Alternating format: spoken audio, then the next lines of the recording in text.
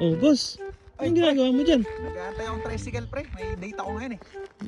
Tagal nga eh. Saka yung mga tricycle dito. Pa! Hulugan! Uy! Boss! Pa! Uy! Bossing! Ano yan? Gusto mo hulugan, boss? Supa? Oo. Ba't ikaw nagbibenta ngayon? Mabigat to. Ano yan, boss?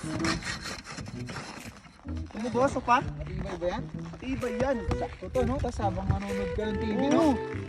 Nagtitinda kasi na ito, nabigatan eh, kaya ayaw niya magtinda eh. Ano ba yan? Magkano ba hulugan Ano na? lang yan, 20 per week. 20? 20 lang per week. Oo, di ba? Sabi ko sa'yo eh. Eh, problema boss, wala akong TV May eh. taga-uga ka pa na ganyan, oh.